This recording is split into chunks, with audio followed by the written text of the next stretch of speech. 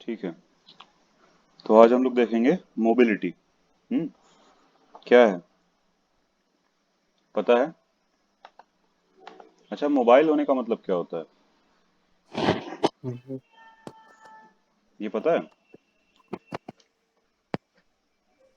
Mobile का मतलब क्या?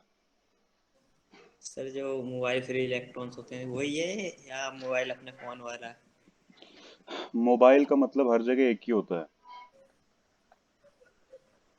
मूवेबल। और इसको मोबाइल नहीं बोलते हैं जो हम लोगों के पास है। इसको मोबाइल फोन बोलते हैं। यानी कि that phone which is mobile. पहले नहीं होता था ना फोन मोबाइल। फोन लेके नहीं जा सकते थे हम, जहाँ फिक्स हो गया वहीं पे रहेगा। तुम वहां जाके बात करो। ठीक है। और जब ये आया तो हम लोग इसको साथ में लेके घूम सकते थे इधर उधर। समझ रहे हो? तो मोबाइल का हर जगह मतलब होता है मूवेबल, जो कि मूव कर सकता है। अपने आप मूवेबल हो या कोई मूव करवा सकता हो, मतलब एक जगह फिक्स ना हो। हम्म। क्लियर है? Yes sir. तो मोबिलिटी का मतलब भी मूवेबिलिटी जैसा ही है। मूव एबिलिटी मतलब कि मूव करने की एबिलिटी, क्षमता, मूव करने की। ठीक है। यानी कि फिक्स नहीं है, रिजिड नहीं है। तो मेटल्स में या फिर हम बोलें कंडक्टर्स में चार्ज मोबाइल होते हैं ना। मोबाइल होते हैं मतलब मूवेबल होते हैं, है ना? लेकिन किस फॉर्म में होते हैं? कंडक्टर में मोबाइल कैरियर किस फॉर्म में होते हैं? तुषार, तुम्हारी तरफ से आवाज आ रही है?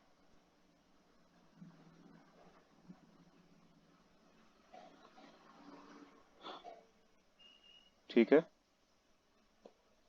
ये समझ में आ रहा है कि कैरियर का मतलब क्या? जो चीज किसी को कहीं ले जाने के काम आती हो, है ना? जैसे कुछ गाड़ियों के पीछे क्या लिखा होता है? Goods carrier. देखा है? मतलब है कि वो गुड्स को ले जाने का काम करती है, सामान को। हम्म। सामान को ले जाने का काम करती है वो गाड़ी। तो ऐसे ही मोबाइल कैरियर मतलब मोबाइल चार्ज कैरियर। हम्म। का मतलब कि ऐसी चीजें जो कि मूवेबल हों और चार्ज को ले जाने का काम करें, खुद के ऊपर चार्ज रख के ले जा सकती हैं, है ना? तो ऐसी चीजें क्या होती हैं बताओ?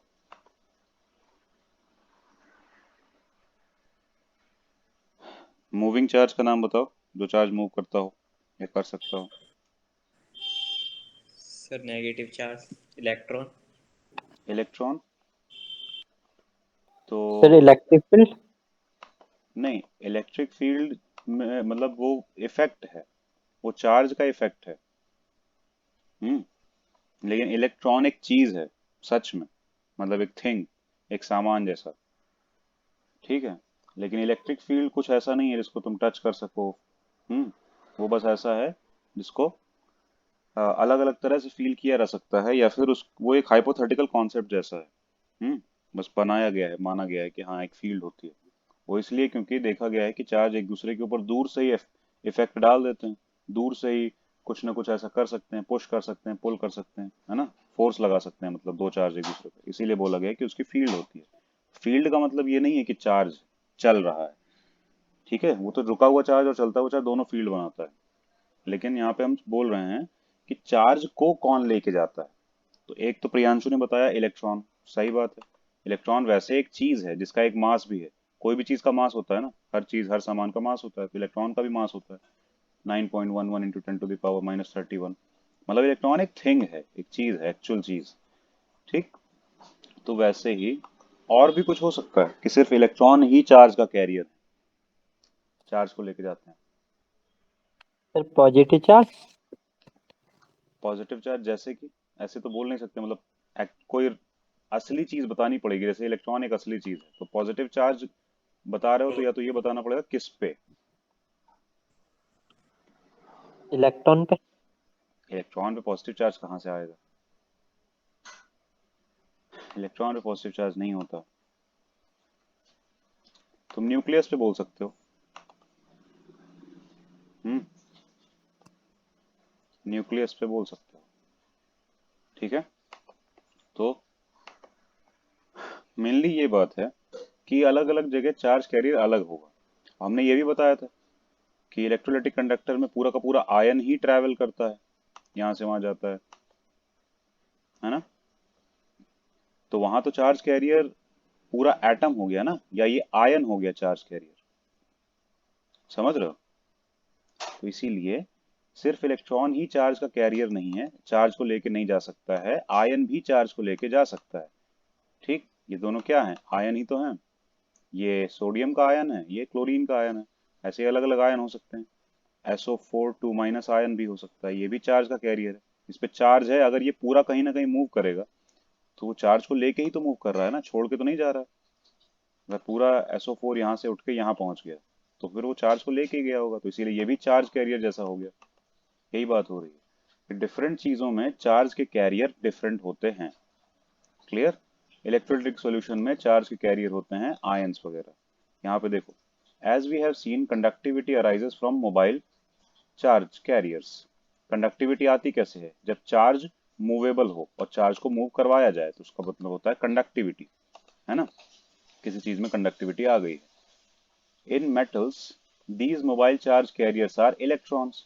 मेटल में ये इलेक्ट्रॉन होते हैं, फ्री इलेक्ट्रॉन्स, है ना। लिखा है ना, in metal these mobile charge carriers are electron, लेकिन सिर्फ इन मेटल।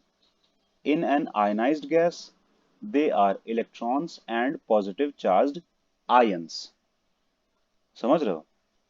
आयनाइज्ड गैस में, जैसे कि एक हम कंटेनर ले लें, उसमें हम गैस फिल करवा दें, गैस का मॉलिक्यूल, गैस के मॉलिक्यूल्स हैं, कुछ भी है, मतलब कोई भी गैस ले सकते हो, और उसको आयनाइज करवा दें। और गैस को आयनाइज कराने का मतलब क्या है कि जैसे गैस का एक मॉलिक्यूल है, मान लो CO2 गैस है, उसका एक मॉलिक्यूल है, या कोई भी H2O वाटर की स्टीम है, उसका गैस का मॉलिक्यूल है। तो उस मॉलिक्यूल में से एक इलेक्ट्रॉन कहीं से हटवा दो तो ये मॉलिक्यूल पॉजिटिवली चार्ज हो जाएगा। तो ये इलेक्ट्रॉन भी चार्ज कैरियर का काम करेगा और बचा हुआ मॉलिक्यूल यानी कि आयन भी चार्ज कैरियर का काम करेगा। तो बचा हुआ क्या? पॉजिटिव वाला होगा, क्योंकि इलेक्ट्रॉन हटने के बाद क्या बचता है? Positive charge. तो ऐसे ही कुछ, तो इलेक्ट्रॉन भी काम करेगा चार्ज कैरियर का, और पॉजिटिवली चार्ज आयन भी काम करेगा चार्ज कैरियर का, यानी कि अब दोनों ये चार्ज कैरियर बन चुके होंगे। आई बात समझ में? ये बात है। क्लियर? Yes sir. तो मेटल में चार्ज कैरियर कौन है? इलेक्ट्रॉन्स। आयनाइज्ड गैस में चार्ज कैरियर कौन है? इलेक्ट्रॉन भी है और पॉजिटिवली चार्ज आयन भी है। ठीक है। और और कहाँ कंडक्टर होता है? इलेक्ट्रोलाइट। इलेक्ट्रोलिटिक कंडक्टर भी तो होता है ना, कि एक सॉल्यूशन हो, एसिडिक सॉल्यूशन, बेसिक सॉल्यूशन, जिसको आयनाइज किया जा सकता है। सीधी सी बात है, अगर तुम ऐसे वाले चार्ज लेके आ सकते हो जो चल सकते हैं, जो मूवेबल हैं, तो पक्की बात वहां कंडक्टिविटी आ जाएगी। और इलेक्ट्रोलिटिक सॉल्यूशन होते हैं एक तरह से एसिडिक और बेसिक और सॉल्ट, ऐसे टाइप के, और इनका मिक्सचर भी हो सकता है कि एसिडिक एंड सॉल्ट, है ना, acid salt solution, base salt solution, ऐसा भी हो सकता है। तो ऐसे सॉल्यूशंस में क्या होता है, क्योंकि ये सारे कंपाउंड में एक ही सिमिलैरिटी है, एसिड बेस और सॉल्ट में एक सिमिलैरिटी है। पता है क्या? सब के सब आयनिक कंपाउंड हैं।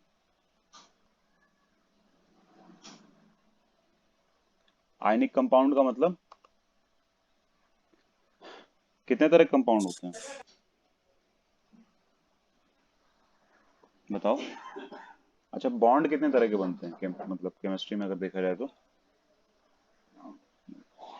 तो तीन टाइप के बनते हैं, सिंगल बॉन्ड, डबल बॉन्ड और ट्रिपल बॉन्ड।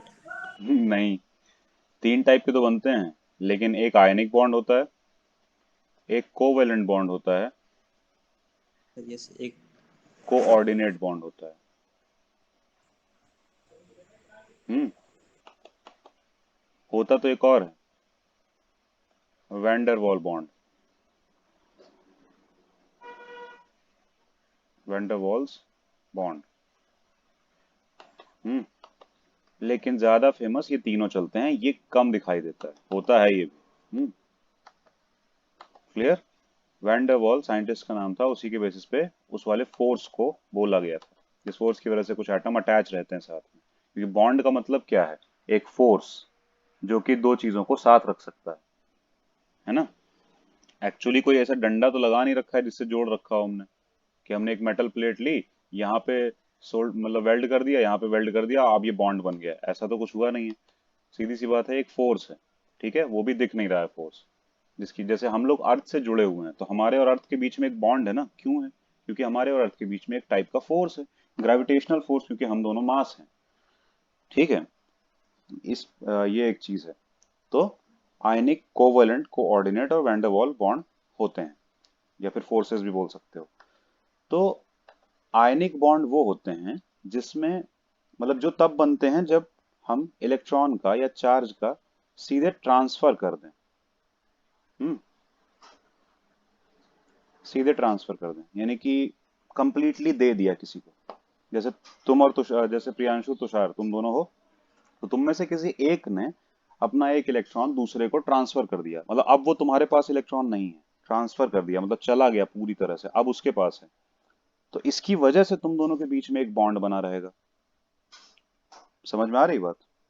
जैसे कि Na कंप्लीटली अपना एक इलेक्ट्रॉन जब ट्रांसफर कर देता है Cl को, तो क्योंकि इसके पास एक इलेक्ट्रॉन कम हो गया है, इसका मतलब इसके पास एक प्रोटॉन ज्यादा हो गया है, बैलेंस था ना इसमें। Na का एटॉमिक नंबर कितना है? 11। 11 का मतलब है कि 11 प्रोटॉन होंगे इसके पास। और अगर ये न्यूट्रल है इलेक्ट्रिकली, तो 11 इलेक्ट्रॉन भी होने चाहिए। और क्योंकि प्रोटॉन इलेक्ट्रॉन के पास सेम चार्ज होता है, एक प्रोटॉन एक इलेक्ट्रॉन को न्यूट्रल कर देता है, तो 11 प्रोटॉन 11 इलेक्ट्रॉन को न्यूट्रल करेंगे। तो एक इलेक्ट्रॉन अगर यहाँ चला गया, तो अब इसके पास कितने इलेक्ट्रॉन बचेंगे? 10 इलेक्ट्रॉन। तो 10 इलेक्ट्रॉन 10 प्रोटॉन तो न्यूट्रल हो जाएंगे, तो रिजल्ट कितना बचेगा? एक प्रोटॉन एक्स्ट्रा बच जाएगा, जो न्यूट्रल नहीं हो पाएगा। और इसीलिए नाइट सोडियम के पास हम प्लस चार्ज दिखाते हैं। ये एक्चुअली ये चार्ज नहीं है, ये प्रोटॉन को दिखाया जाता है प्लस से। ठीक उसी तरह इसने अपना एक इलेक्ट्रॉन इसको दिया है ना, Cl को। Cl के पास कितने थे? क्लोरीन है 17। एटॉमिक नंबर 17 होने का मतलब नंबर ऑफ प्रोटॉन भी 17 है इसके पास। तो 17 इलेक्ट्रॉन भी होने चाहिए थे, न्यूट्रल था तब। लेकिन क्योंकि इसने Na से एक इलेक्ट्रॉन ले लिया है, तो इसके पास 18 इलेक्ट्रॉन हो जाएंगे। फिर डिसबैलेंस हो गया, 17 प्रोटॉन 17 इलेक्ट्रॉन न्यूट्रल, तो एक इलेक्ट्रॉन बच गया। और उसी एक इलेक्ट्रॉन को हम क्लोरीन के ऊपर माइनस चार्ज से शो करते हैं। आई बात समझ में किसी को? हम्म। प्रियांशु तुषार, सर। क्लियर है ना?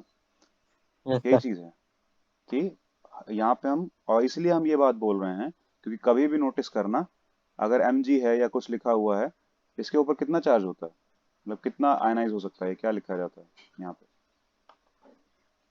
जैसे Na के ऊपर प्लस है, +1 है ना? तो उसी तरह Mg के ऊपर कितना आता है, पता है? Mg या Ca? पता है? -2 आता है।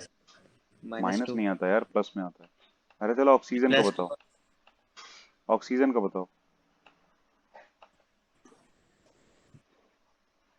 -2? +2 सर।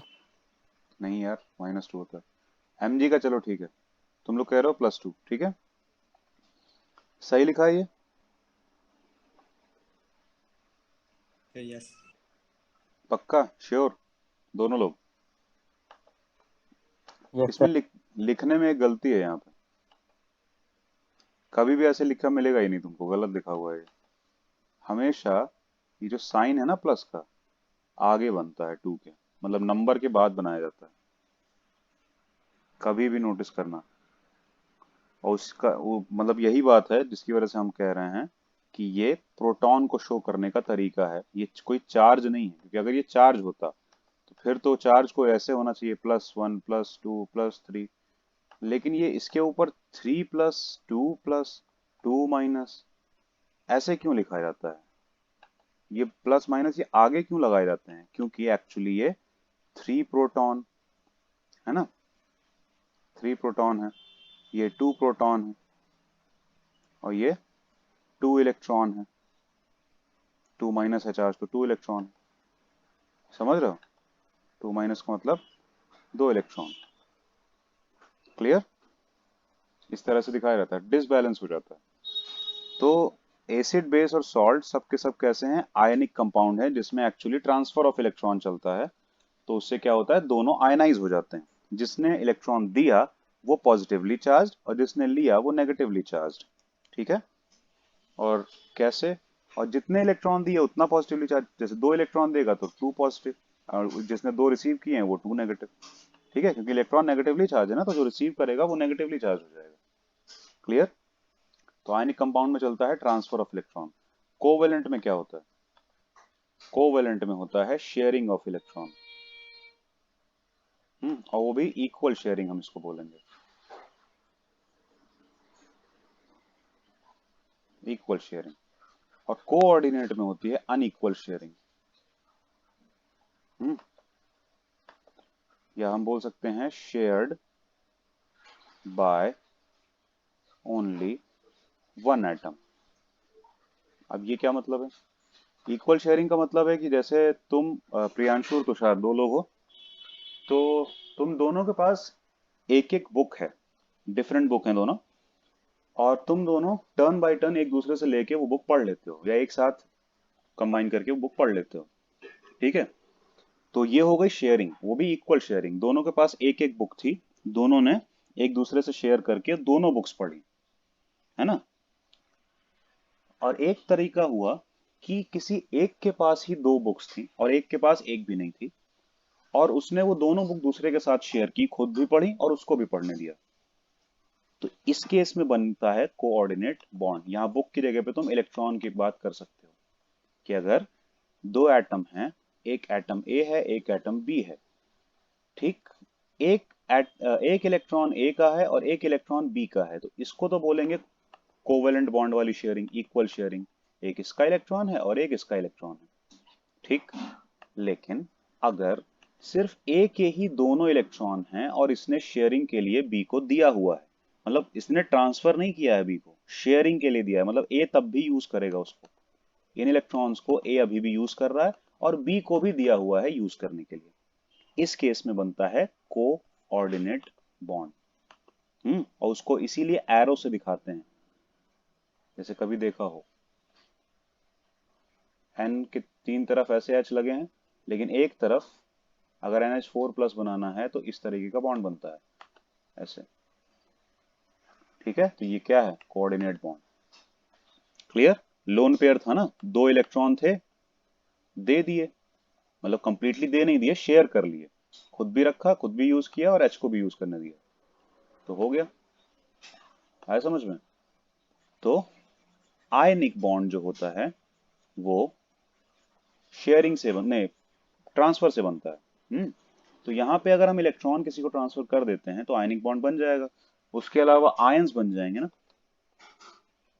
आयंस बन जाएंगे। जिसने दिया उसके पास पॉजिटिव, वो पॉजिटिव आयन बन चुका होगा।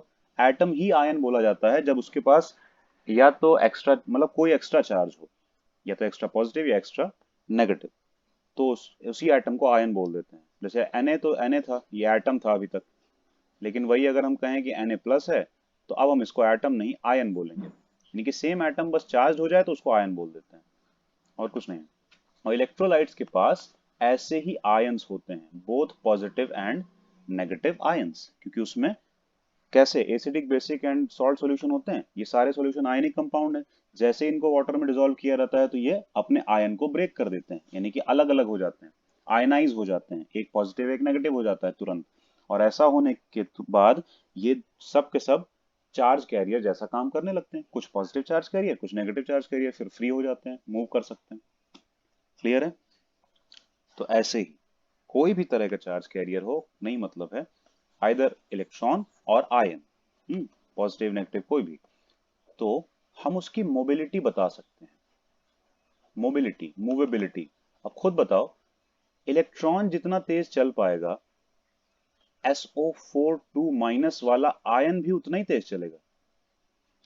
स्पीड दोनों की बराबर होगी क्या चलने में? बताओ नहीं सर। क्यों, रीजन क्यों नहीं होनी चाहिए बराबर? सर इलेक्ट्रॉन छोटा होता है ना। हाँ, तो इलेक्ट्रॉन तेज चलेगा या धीरे चलेगा? तेज चलेगा सर। तेज चलेगा, क्योंकि उसके पास बोझ कम है, मास कम है, तो स्पीड ज्यादा रहेगी। और ये बहुत बोझा लेके घूम रहा है, एस का एटम पूरा का पूरा, ओ के 4 एटम, बहुत ज्यादा बोझ है, तो ये धीरे चलेगा।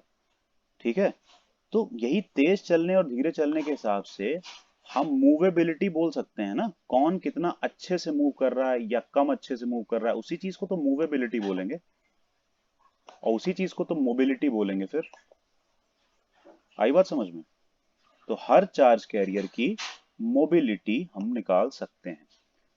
ठीक है, an important quantity is the mobility, और इसको डिनोट किससे करते हैं? म्यू से, MEW नाम है इस वाले सिंबल का, ये सिंबल यहां यूज हो रहा है as mobility.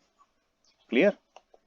Defines the magnitude of the drift velocity per unit electric field. और ये मोबिलिटी डिफाइन कैसे की गई है? जब हम ड्रिफ्ट वेलोसिटी के मैग्नीट्यूड को इलेक्ट्रिक फील्ड के मैग्नीट्यूड से डिवाइड करते हैं, तो हम कहते हैं कि इस रेशियो को हम मोबिलिटी बोलेंगे। बस, सिंपल है। आई बात समझ में? ये इलेक्ट्रिक फील्ड कहाँ से आई? अभी पिछले ही उसमें कंडक्टर की बात हुई थी ना, कि इलेक्ट्रॉन है वो इधर इस VD मतलब ड्रिफ्ट वेलोसिटी से चलेंगे। क्यों चलेंगे? क्योंकि इसके ऑपोजिट डायरेक्शन में इलेक्ट्रिक फील्ड है। इलेक्ट्रिक फील्ड जिस डायरेक्शन में होती है, इलेक्ट्रॉन उसके ऑपोजिट डायरेक्शन में चलते हैं, है ना। और ड्रिफ्ट वेलोसिटी आती है, वो पीछे हम लोग सारी बातें कर चुके हैं।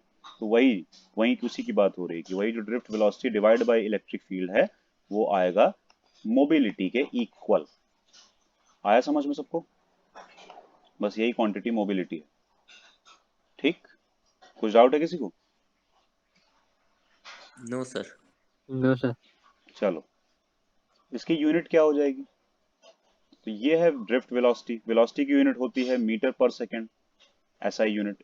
ये है इलेक्ट्रिक फील्ड, इलेक्ट्रिक फील्ड की यूनिट वोल्ट पर मीटर रख सकते हैं हम, है ना।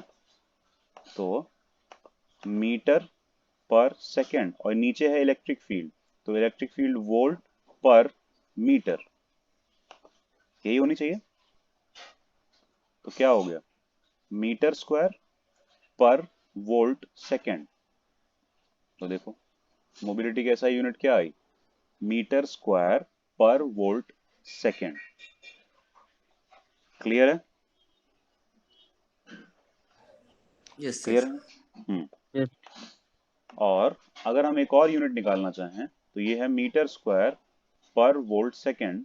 एक और निकालना चाहें यूनिट, तो मीटर स्क्वायर को सेंटीमीटर स्क्वायर में चेंज करके निकाल सकते हैं। सेंटीमीटर स्क्वायर में क्या आने लगेगा, क्योंकि 1 मीटर 100 सेंटीमीटर, तो दो मतलब फिर एक और मीटर, फिर 100 सेंटीमीटर, यानी कि सेंटीमीटर इंटू सेंटीमीटर हो जाएगा ये। 10⁴ सेंटीमीटर स्क्वायर पर वोल्ट सेकेंड, ये भी बोला जा सकता है। क्लियर? क्योंकि ये यूनिट थोड़ी बड़ी यूनिट है, थोड़ी छोटी यूनिट लेने के लिए सेंटीमीटर स्क्वायर पर वोल्ट सेकेंड लिया गया है। इसीलिए 10⁴ of the mobility in practical units is this. Clear? कुछ और नहीं है, सिंपल है। ठीक है, मोबिलिटी इज पॉजिटिव। देखो, मैग्नीट्यूड अपॉन मैग्नीट्यूड किसी भी चीज का करेंगे तो नेगेटिव आने के चांसेस वैसे ही खत्म हो जाते हैं। इलेक्ट्रिक फील्ड का मैग्नीट्यूड लेंगे तो डायरेक्शन ली नहीं तो नेगेटिव क्यों आएगा? ड्रिफ्ट वेलोसिटी का भी मैग्नीट्यूड ले लिया, डायरेक्शन ली नहीं तो क्यों नेगेटिव आएगा? इसीलिए साफ सीधी सी बात कि drift velocity per unit electric field हो जाएगा। क्लियर? मतलब कि अपॉन में इलेक्ट्रिक फील्ड, तो इसीलिए मोबिलिटी पॉजिटिव ही आएगी, ये कभी भी नेगेटिव नहीं आती है। आई बात समझ में? ठीक है ना। अब यहां से मोबिलिटी का और भी तो फॉर्मूला निकाल सकते हैं, ये तो बेसिक फॉर्मूला है मोबिलिटी का, ये तो होती है VD/E, और VD का सिर्फ मैग्नीट्यूड लेना है, E का भी मैग्नीट्यूड। लेकिन VD का और भी तो फॉर्मूला होता है ना। ड्रिफ्ट वेलोसिटी क्या होती है, याद है कल वाले लेक्चर से? E/m into tau. इलेक्ट्रॉन की ड्रिफ्ट वेलोसिटी यही होती है ना, माइनस लगा दें तो। हम्म अगर एक पॉजिटिव चार्ज है तो प्लस लगा दें तो। क्लियर है? ये होती है ड्रिफ्ट वेलोसिटी। इसको अगर हम यहाँ रख दें तो यहाँ पे, और या फिर इलेक्ट्रिक फील्ड की वैल्यू इधर से हटा के यहाँ ले आए, क्योंकि यहाँ क्या था, मल्टीप्लाई में था ना, इधर आएगा तो डिवाइड में आएगा। तो क्या बचा, ई बाई एम इंटू टाउ। और सोचो तो यही तो मोबिलिटी है ना, तो मोबिलिटी का फॉर्मूला क्या आ गया, ई टाउ बाई एम, या ई बाई एम टाउ। यह आ गया एक और फॉर्मूला मोबिलिटी का। डाउट है किसी को कैसे आया, बता दो, किसी को डाउट है कैसे आया? Tushar? No doubt sir. Oh sir. चलो, तो ये आ गया देखो, है ना, कुछ नहीं किया हमने। वीडी था ई बाई एम इंटू टाउ था, तो ये ई हमने इधर से मल्टीप्लाई से हटा के इक्वल के इस तरफ ले आए तो डिवाइड में आएगा, तो वी डी बाई ई हो गया मोबिलिटी। इसीलिए मोबिलिटी का एक ये भी फॉर्मूला आ गया, ई टाउ बाई एम और e by m into tau. Clear? जहां पे सोचो जरा, ई तो कांस्टेंट है 1.6 into 10 to the power minus 19 coulomb, m भी कांस्टेंट है, कितना होता है 9.11 into 10 to the power minus 31 kg। इसका मतलब मोबिलिटी तो खाली एक ही चीज पे डिपेंडेंट हो गई ना, रिलैक्सेशन टाइम पे, टाउ पे, और किसी चीज पे नहीं। Average collision time of electrons, और रिलैक्सेशन टाइम किसको बोलते थे, average collision time for electrons. हमने बताया था ना, दो कोलिजन के बीच के टाइम को ही बोल रहे हैं। और उसका भी एवरेज लिया जा रहा है, तो इसीलिए average collision time for electrons tau पे डिपेंडेंट है मोबिलिटी। डायरेक्ट दिख रहा है। आई बात समझ में क्लियरली? बिल्कुल, कुछ डाउट नहीं है ना? चलो आगे चलते हैं। अब इसके बाद आएगा लिमिटेशंस ऑफ ओम्स लॉ। यानी कि यहाँ पता चलेगा कि ओम्स लॉ हर जगह काम नहीं करता, बल्कि ज्यादातर जगह, आजकल के टाइम पे तो ज्यादातर जगह काम नहीं करता। बहुत बेसिक लॉ है। बहुत रिस्ट्रिक्शंस हैं इसकी, कि ऐसी ऐसी कंडीशन होनी चाहिए तभी ठीक से काम करेगा, नहीं तो करेगा ही नहीं। ठीक है, कुछ प्रॉब्लम्स आती हैं इसको काम करने में, समझ पा रहे हो? लेकिन ऐसा कहाँ देखा है, ओम्स लॉ कहाँ नहीं काम करता होगा, तुम लोग बताओ जरा थोड़ा सा अपने अकॉर्डिंग।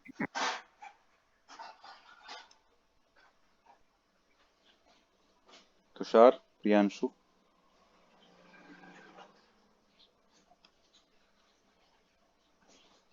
अभी तो बताया कि वायर में काम करता है, रेजिस्टर में काम करता है, तो फिर कहाँ नहीं काम करेगा? सर नॉन कंडक्टर में। नॉन कंडक्टर में तो काम करता ही है। नॉन कंडक्टर में तो वैसे ही करंट वरेंट उतनी आती नहीं है ना ज्यादा, कि हम क्या देखेंगे ओम्स लॉ काम कर रहा है कि नहीं। Sir semiconductor. सेमीकंडक्टर में क्यों? सर उसमें मतलब पॉसिबिलिटी होती है करंट फ्लो होने की कुछ परसेंट, बट सही से सर फ्लो नहीं नॉन होता उसमें। आयोनिक कंडक्टर में चेक कर सकते हैं। Non ionic conductor, non ionic चीजें कंडक्टर नहीं हो पाएंगी। मतलब नॉन आयनिक क्या होता है, कोवेलेंट बॉन्ड वालों की बात कर रहे हो? नहीं, वो बात नहीं। तुम क्या कह रहे थे प्रियांशु? सर जो सेमीकंडक्टर होता है उसमें करंट फ्लो होने के चांस रहते हैं। तो वो तो हम इसमें भी करंट फ्लो होती है जो ना, सर किस में? कंडक्टर में भी तो करंट फ्लो होती है। सर यस कंडक्टर में होती है, बट जो सेमीकंडक्टर है उसमें हम मतलब जो कंडक्टर होता है हमारा, उसमें करंट अगर हमें अपनी लाइन में अगर करंट करा तो उसमें डायरेक्ट पूरा सीधा करंट पहुंचता है, पर उसमें जो सेमीकंडक्टर होता है उसमें थोड़ा कम रहता है। हम वी तो अपना पूरा दे रहे हैं, बट जो हम्म, हमारा आई होता है वो कम रहता है। कम रहता है पक्का? सर ये साल ऐसे ही, मुझे ऐसा लगता है जो, अच्छा, और जब कराया मैंने थोड़ा, क्या किया हुआ है? जो सर नहीं, मुझे लगता सर है क्योंकि हाँ हाँ प्रियांशु बोलो, क्या लगता है? सर मतलब अगर हमारा जो कंडक्टर है, हम्म वायर कंडक्टर वायर ले लिया, अगर हम उसमें करंट फ्लो कराते हैं, जैसे कनेक्ट करा हमने, तो हम्म उसमें जो करंट स्पीड है वो नॉर्मल ठीक ठाक अपना सही वोल्टेज देता है, बट जो सेमीकंडक्टर होता है उसमें थोड़ा कम होता है। हम्म। पर हम वो वोल्टेज तो इतने ही दे रहे हैं उसको, फिर भी उसी लाइन से लगा रहे हैं। वोल्टेज उसको उतना ही दे रहे हैं, पक्का नहीं दे रहे हैं उतना। सर अब हमारी लाइन तो 120 से 240 के समथिंग आती है। अब हम बोर्ड में अगर कंडक्टर वायर लगाते हैं फैन तक पहुंचा दें तो लेकिन ऑन हो जाता है। बोर्ड में डायरेक्ट सेमीकंडक्टर नहीं लगाते हम लोग।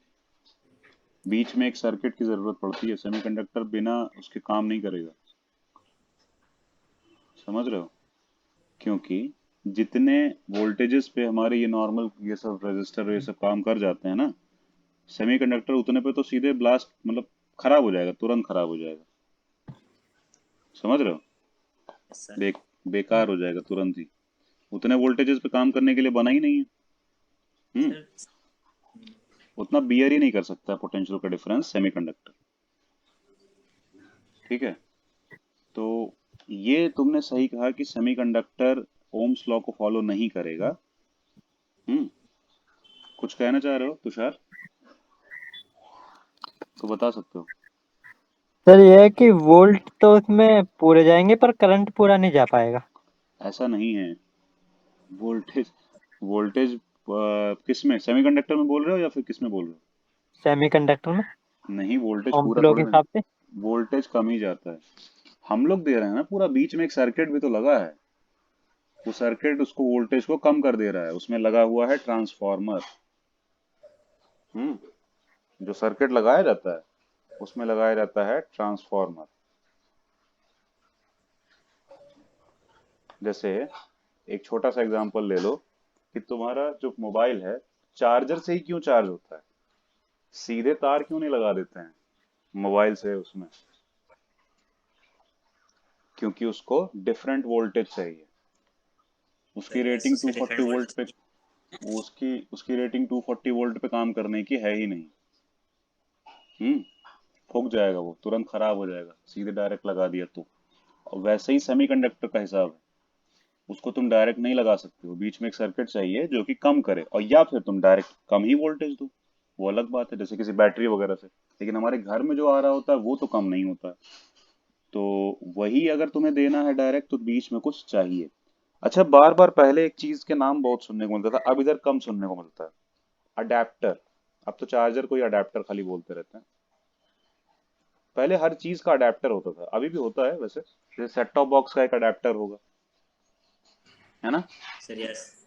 वो अडेप्टर क्या करता है? उसका काम यही तो है, अडेप्ट करवाता है। वो पीछे से ज्यादा वोल्टेज को अडेप्ट करके इधर आगे सही वाला वोल्टेज प्रोवाइड करवाता है। बीच में ट्रांसफार्मर होता है, वो हाई को कम कर देता है, लो कर देता है वोल्टेज को।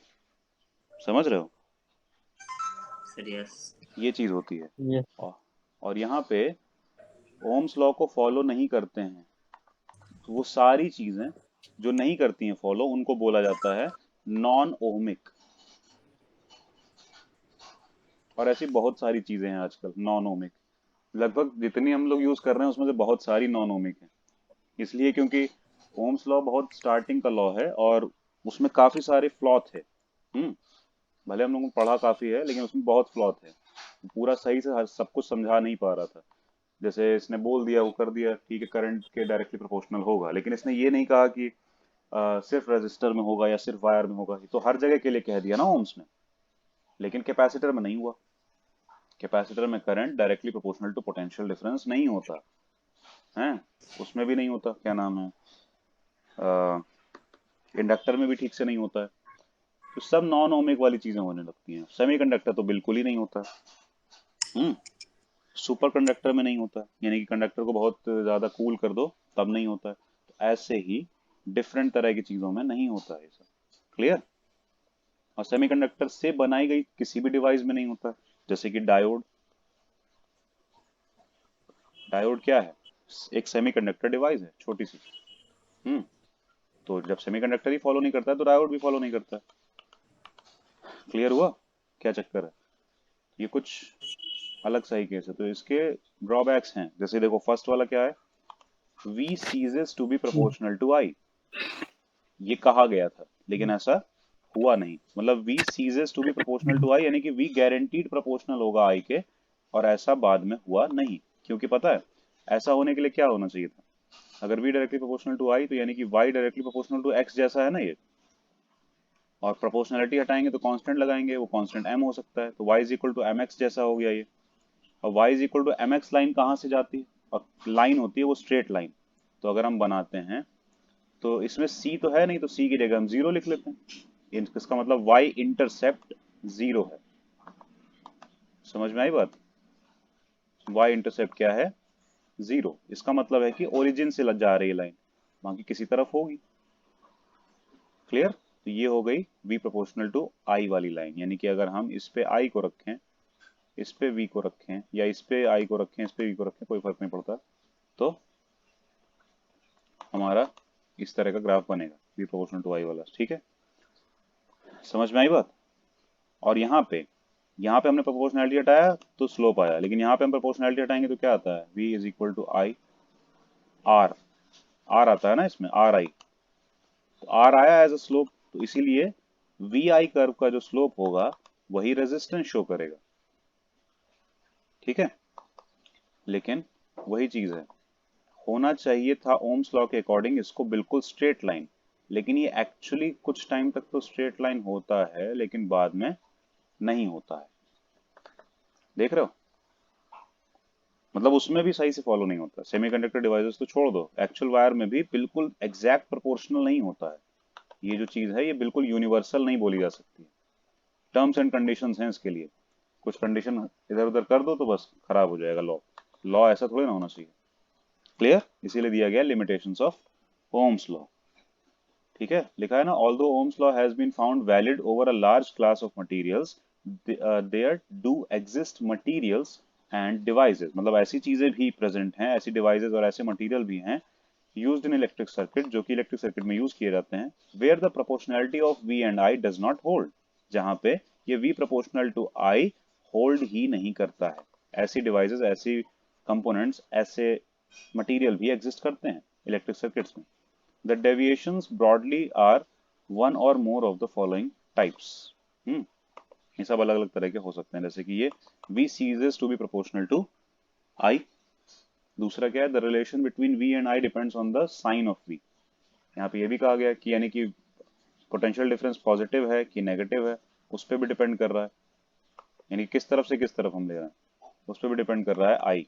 और in other words, if I is current for a certain V, किसी पोटेंशियल डिफरेंस V के लिए I एक करंट प्रोड्यूस हुई है, then reversing the direction of V, यानी कि अभी हमने जैसे इस कंडक्टर पे एक पॉइंट हाई एक लो कर रखा है, ठीक, करंट हाई टू लो आ जाएगी, सही है, लेकिन अचानक से अगर हम इसको पलट दें, इसको हाई इसको लो कर दें, तो इतनी जल्दी करंट नहीं पलट जाएगी, है ना।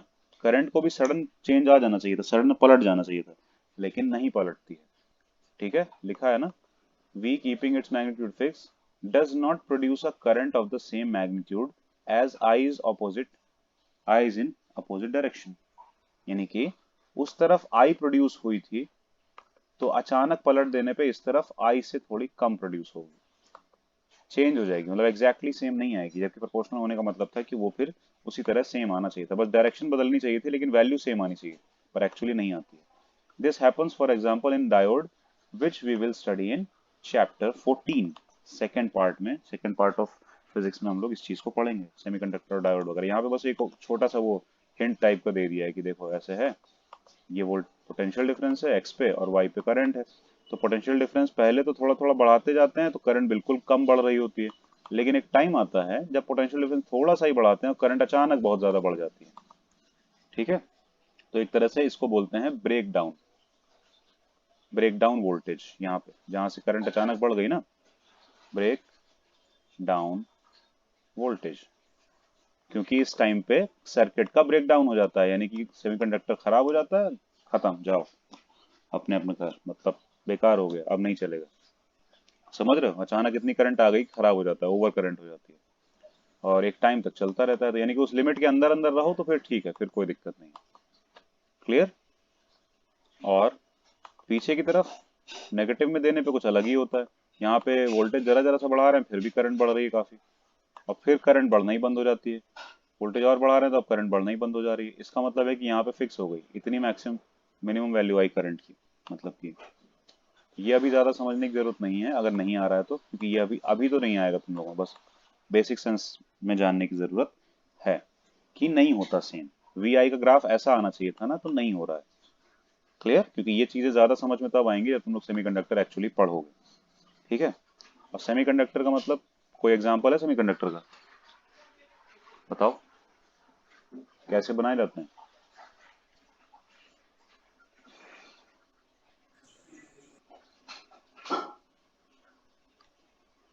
Priyanshu, Tushar? Sir yes sir. Carbon, germanium, silicon. सब सेमीकंडक्टर नहीं है, मेटलॉइड है। और कार्बन भी नहीं है मेटलॉइड। बात यह है, कुछ मटेरियल को मिक्स करके सेमीकंडक्टर बनाया जाता है। कोई पर्टिकुलर मटेरियल पूरी तरह सेमीकंडक्टर का काम नहीं कर रहा होता है।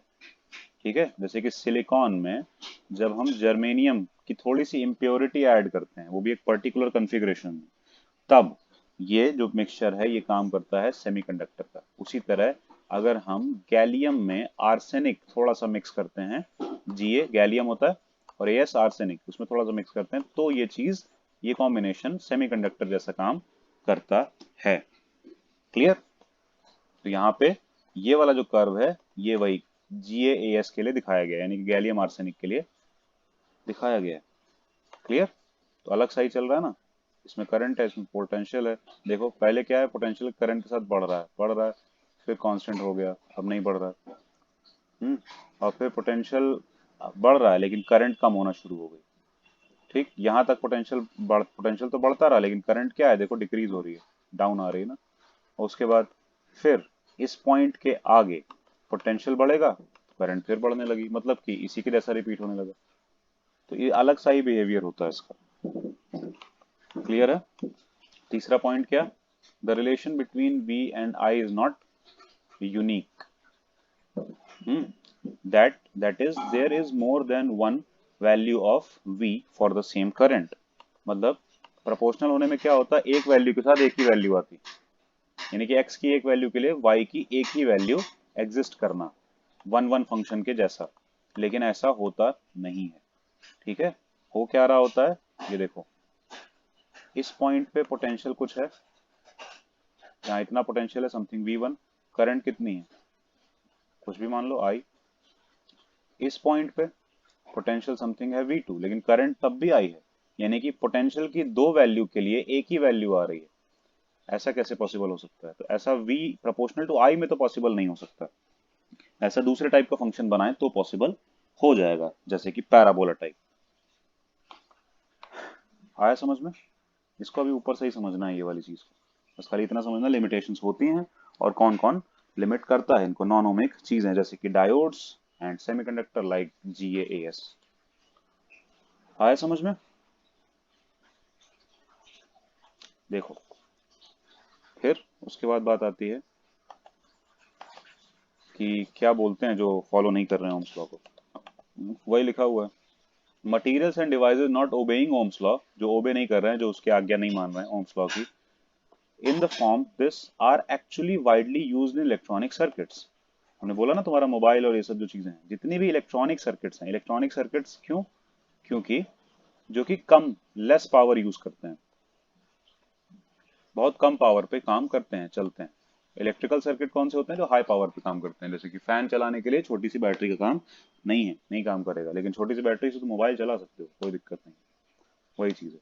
तो इलेक्ट्रॉनिक सर्किट चल जाते हैं कम पावर में, और इलेक्ट्रिकल सर्किट नहीं चलते हैं। In this add a few subsequent chapters, however, we will study the electrical currents in materials that obey Ohm's law। यहाँ बता तो दिया गया कि Ohm's law को बहुत सारी चीजें हैं जो ओबे नहीं करती हैं, लेकिन इस वाले पार्ट ऑफ बुक में, यानी कि फर्स्ट पार्ट में, हम ऐसी कोई चीज खास नहीं पढ़ेंगे, ज्यादा डीप में नहीं पढ़ेंगे कि कौन कौन सी चीजें हैं जो इसको फॉलो नहीं करती हैं। वो हम लोग पढ़ेंगे नेक्स्ट पार्ट में, पार्ट 2 फिजिक्स में। क्लियर? आया सबको समझ में?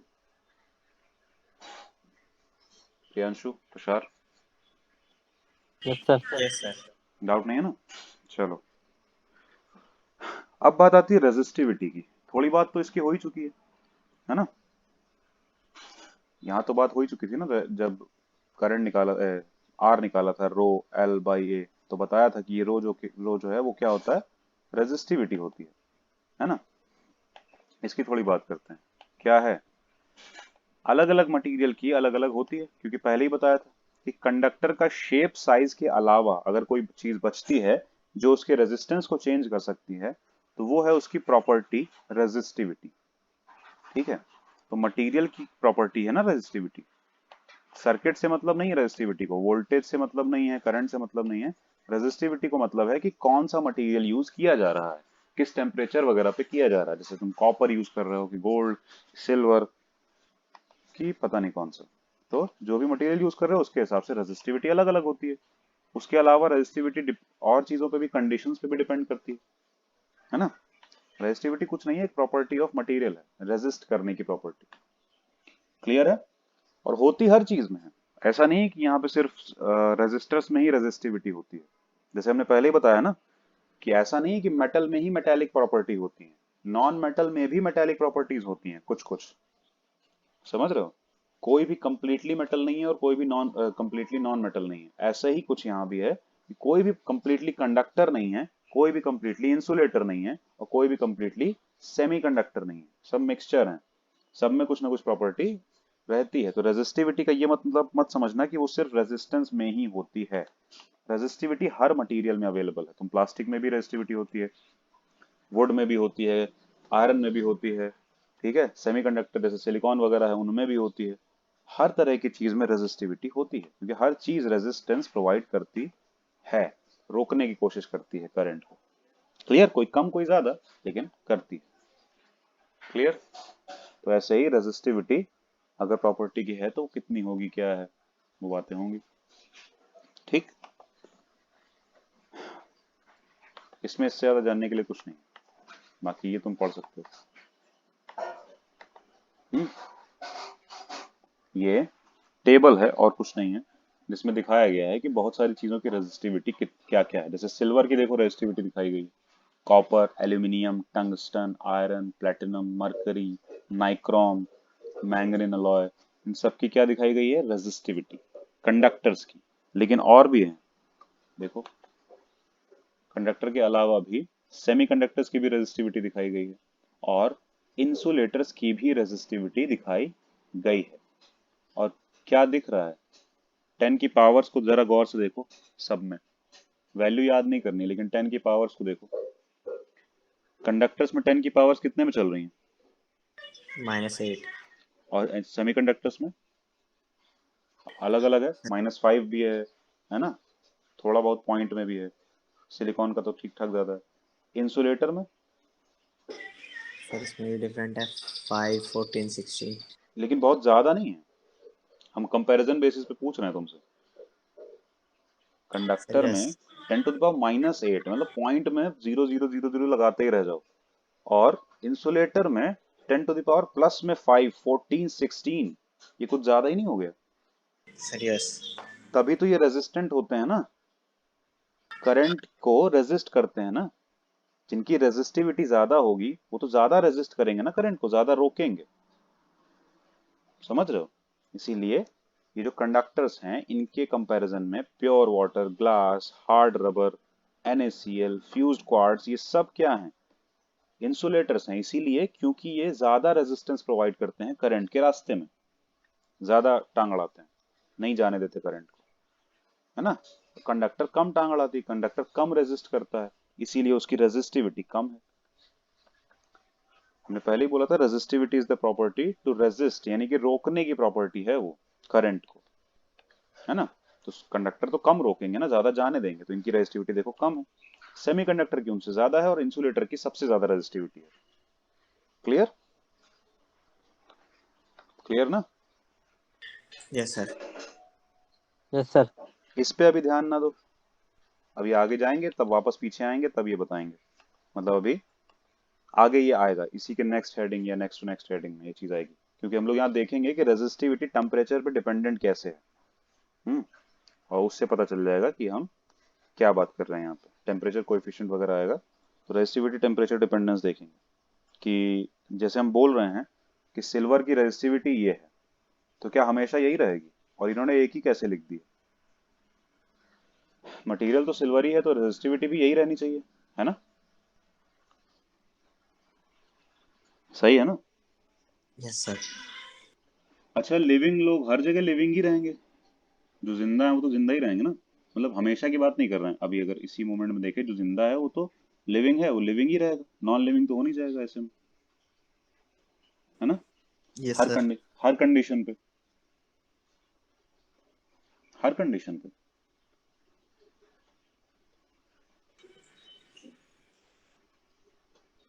यानी कि एक लिविंग आदमी को भट्टी में झोंक दिया जाए तब भी लिविंग रहेगा? सर नहीं। No sir. मतलब कि टेम्परेचर पे डिपेंडेंस है जिंदा रहने का, है ना? कोई भी प्रॉपर्टी टेम्परेचर, प्रेशर, यानी कि एनवायरमेंटल कंडीशन को लेके भी साथ चलती है। यानी कि तुम किसी भी चीज की प्रॉपर्टी को फिक्स नहीं बोल सकते हो। हमने बोला ना, सेम चीज कंडक्टर के जैसे, सेम चीज इंसुलेटर के जैसे, और सेम चीज उसके जैसे, क्या नाम है, सुपर कंडक्टर के जैसे भी काम कर सकती है। बस उसको कंडीशन अलग अलग देते जाओ। मतलब उसकी जो एनवायरमेंटल कंडीशन है, उसको कैसी जगह पे हम रख रहे हैं, उस हिसाब से बिहेवियर अलग है। समझ रहे हो? तो यहाँ पे जो रेजिस्टिविटी सारी लिखी है ना, कंडक्टर, इंसुलेटर और सेमीकंडक्टर्स की, जो लिखी है बीच वाले टेबल में, ये डिपेंडेंट हैं कि हम टेम्परेचर 0 डिग्री ले रहे हैं। अगर हमने टेम्परेचर बदल दिया तो ये सारी रेजिस्टिविटी गलत है, कुछ और रेजिस्टिविटी आएगी सबकी। आ रही बात समझ में? Yes sir. वो जो बात होती है ना यस केमिस्ट्री में, सर। स्टैंडर्ड टेम्परेचर प्रेशर पे हम देखेंगे, ऐसा ही कुछ है। ये 0 डिग्री सेल्सियस स्टैंडर्ड टेम्परेचर ही तो होता है। यानी कि ये सारी रेजिस्टिविटीज की वैल्यू 0 डिग्री सेल्सियस के लिए तो एप्लीकेबल है, लेकिन और दूसरी वैल्यूज के लिए एप्लीकेबल नहीं है। क्लियर हुआ? ध्यान रखना। इसीलिए याद वाद किसी को नहीं करनी है, ये वैल्यूज किसी को याद नहीं करनी है, बस खाली कंपैरिजन जरूर याद रखना है कि हाँ देखो, सिल्वर की रेजिस्टिविटी क्या थी, बहुत कम थी, कॉपर की थोड़ी उससे ज्यादा थी, एल्यूमिनियम की थोड़ी और ज्यादा थी रेजिस्टिविटी। यानी कि सिल्वर सबसे अच्छा कंडक्टर का काम करेगा, जिसकी रेजिस्टिविटी सबसे कम वो सबसे अच्छा कंडक्टर के जैसा काम करेगा। समझ रहे हो? रेजिस्टिविटी कम होने का मतलब अच्छा कंडक्टर, तो सिल्वर अच्छा कंडक्टर जैसा काम करेगा। लेकिन सिल्वर हम वायर में यूज करेंगे तो महंगा बहुत पड़ेगा ना, इसलिए उससे जस्ट नीचे वाला कॉपर यूज किया जाता है, थोड़ा सस्ता पड़ता है ना? और सस्ता करना है तो एल्यूमिनियम। लेकिन सोचो, सस्ता तो कर रहे हैं लेकिन रेजिस्टिविटी बढ़ रही है, इसका मतलब है कि कंडक्टिविटी कम हो रही है, कम कंडक्शन होगा। इसीलिए बोलते हैं ना, कॉपर वाले वायर अच्छे होते हैं, एल्यूमिनियम वाले नहीं। पता है? यस। इसी वजह से बोलते हैं, क्योंकि कॉपर की कंडक्टिविटी एल्यूमिनियम से ज्यादा अच्छी है, क्योंकि रेजिस्टिविटी कम है। आ गया समझ में? इस टेबल को याद नहीं करना है, बस खाली इसमें सर कंपैरिजन के लिए इसको एक बार पढ़ना है। हाँ। ये गोल्ड भी तो गोल्ड कंडक्टर होता है। नहीं लिखा होगा। होता है, गोल्ड भी गुड कंडक्टर होता है, लेकिन इसमें नहीं लिखा होगा। क्या फर्क पड़ता है? अभी उससे उतना ज्यादा मतलब नहीं है। होता है लेकिन, हम्म वही है, महंगा बहुत पड़ता है इसलिए शायद नहीं लिखा होगा। सिल्वर से भी बहुत ज्यादा महंगा पड़ता है, क्योंकि सिल्वर गोल्ड आस पास थोड़े ना चलते हैं, पता नहीं कितने गुना का डिफरेंस होता है ना? पता है ना? सिल्वर के रेट और गोल्ड के रेट में कई गुने का डिफरेंस है, मतलब हमें लगता है बहुत ज्यादा बड़ा डिफरेंस है। 100 टाइम्स या ऐसे कुछ है, या उससे भी ज्यादा। चलो आगे देखें। अब जो एक्चुअली में यूज हो रहे हैं रेजिस्टर, रेजिस्टर कुछ है नहीं, वायर ही रेजिस्टर है, समझ लो। जैसे एक वायर है, हर वायर रेजिस्टर के जैसा काम करता ही है। यानी कि एक इलेक्ट्रिकल सर्किट में तुम कुछ ना लगाओ, कोई बल्ब ना लगाओ, कोई कुछ भी ना, ऐसा कंपोनेंट ना लगाओ जो तुम्हारे यूज का कंपोनेंट है, बस एक वायर लगा दो, बैटरी से एक वायर जोड़ दो, तब भी वो वायर रेजिस्टर जैसा काम तो करेगा ही। ठीक है? तो वही चीज है, अगर वो रजिस्टर जैसा काम करेगा तो उसकी रेजिस्टिविटी है ना? और उसका रेजिस्टेंस भी है फिर। क्लियर? रेजिस्टेंस है तो रेजिस्टेंस कैलकुलेट भी होना चाहिए। ठीक, तो उसके लिए तो तरीका था रो एल बाई ए, यानी कि लेंथ ऑफ वायर ले लो, एरिया ऑफ क्रॉस सेक्शन ले लो, और वो जो मटेरियल है उसका रेजिस्टिविटी पता कर लो, मल्टीप्लाई कर दो, आ जाएगा। सही है। लेकिन एक्चुअली हमेशा वायर ही यूज नहीं होता रेजिस्टर के तौर पे। वो तो वायर होता है रेजिस्टर एक्चुअली, लेकिन ज्यादा रेजिस्टेंस चाहिए तो हम हमारे पास मान लो जगह इतनी नहीं है, इतना लंबा वायर रखने की जगह नहीं है, हमारे पास कम जगह है, लेकिन चाहिए हमको उतना रेजिस्टेंस। तो क्या करेंगे, इस वायर को मोड़ के रख दो ना।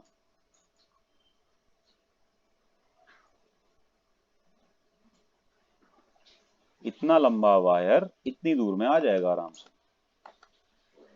समझ रहे हो? एक सेकंड होल्ड करना। कहाँ? पापा जी, देखिए इनको, देखते रहिएगा। हेलो। हम्म। ठीक है। कुछ आया समझ में? Yes sir. हम्म। मतलब यस मेनली रेजिस्टेंस तो हर वायर प्रोवाइड करता ही है, लेकिन हमको अगर रेजिस्टर एक डिवाइस के जैसा चाहिए, छोटे से कंपोनेंट के जैसा चाहिए कि हम जहां चाहें वहां रेजिस्टर यूज कर सकें, तो छोटी सी जगह में उस बहुत सारे वायर को लाना था। इसीलिए रेजिस्टेंस का सिंबल ऐसा ऐसा होता है। कम जगह में बहुत सारा वायर आ जाता है, बस और कुछ नहीं। लेकिन इसको खुला भी नहीं रखते हैं, दिखाते तो ऐसा है, लेकिन ये पैक होता है एक्चुअली। एक्चुअली ये होता है पैक।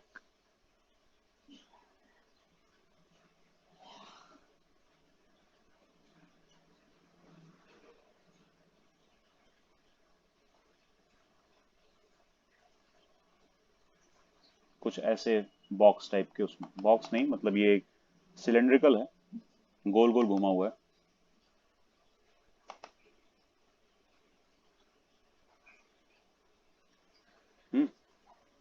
डमरू जैसा कुछ कुछ, साइड से उठा हुआ और बीच से दबा हुआ। ठीक। तो ये रेजिस्टेंस अंदर दिखता नहीं है, ये बस बाहर से ऐसा नजर आता है। ठीक। तो एक कलर का ये होता है, ये प्लास्टिक का होता है, प्लास्टिक या फिर ऐसे किसी मतलब मटेरियल का जो कि जिसपे करंट ना लग सके।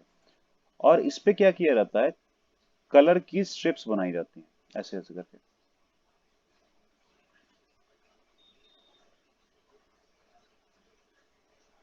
हम्म।